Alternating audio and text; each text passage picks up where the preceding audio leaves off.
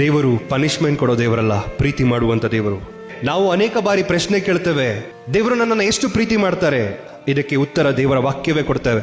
ನಾವು ಸರಿಯಾಗಿ ದೇವರ ವಾಕ್ಯವನ್ನು ಓದಿದ್ರೆ ನಮಗೆ ಉತ್ತರ ಸಿಗತ್ತೆ. ಕೀರ್ತನೆ 139:13 ವಾಕ್ಯ ಹೇಳುತ್ತೆ, ನನ್ನನ್ನು ತಾಯಿಯ ಗರ್ಭದಲ್ಲೇ ಆತ ರೂಪಿಸಿದ್ದ. ದೇವರು ನಮ್ಮನ್ನ ತಾಯಿಯ ಗರ್ಭದಲ್ಲೇ ಪ್ರೀತಿಯಿಂದ ರೂಪಿಸಿದ್ದಾರೆ. ಯೆರೆಮೀಯ ಪ್ರವಾದಿಯ ಗ್ರಂಥ 1ನೇ ಅಧ್ಯಾಯ 5ನೇ ವಾಕ್ಯ ಹೇಳುತ್ತೆ, ನಿನ್ನನ್ನು ತಾಯಿಯ ಗರ್ಭದಲ್ಲಿ ರೂಪಿಸುವುದಕ್ಕೆ ಮುಂಚೆಯೇ ನಾನು ಅರಿತಿದ್ದೆ, ಪ್ರೀತಿಸಿದ್ದೆ, ಆಶೀರ್ವದಿಸಿದ್ದೆ, ಪವಿತ್ರೀಕರಿಸಿದ್ದೆ. ಯೆಶಾಯ ಪ್ರವಾದಿಯ ಗ್ರಂಥ 43ನೇ ಅಧ್ಯಾಯ 1ನೇ ವಾಕ್ಯ ಹೇಳುತ್ತೆ, ನಮ್ಮನ್ನು ಹುಟ್ಟಿದಾಗ ಹೆಸರಿಡಿದು ಕರೆದವರು ಅವರು. ಯೆರೆಮೀಯ 31ನೇ ಅಧ್ಯಾಯ 20ನೇ ವಾಕ್ಯ, ನಾವು ಅವರ ಪ್ರೀತಿಯ ಪುತ್ರರು ಮತ್ತು ಪುತ್ರಿಯರು ಮತ್ತು ಮುದ್ದು ಮಕ್ಕಳು.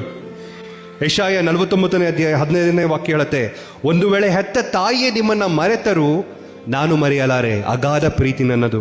ಯಾಕಂತ ಹೇಳಿದ್ರೆ 16ನೇ ವಾಕ್ಯ ಹೇಳುತ್ತೆ, ಅವರು ನಮ್ಮನ್ನು ತಮ್ಮ ಅಂಗೈಯಲ್ಲಿ ಚಿತ್ರವಾಗಿ ಕೊರೆದುಕೊಂಡಿದ್ದಾರೆ. ಆದಿಕಾಂಡ 1ನೇ ಅಧ್ಯಾಯ 26ನೇ ವಾಕ್ಯ ಹೇಳುತ್ತೆ, ನಿಮ್ಮನ್ನ ನನ್ನದೇ ರೂಪದಲ್ಲಿ ಸೃಷ್ಟಿ ಮಾಡಿದ್ದೇನೆ.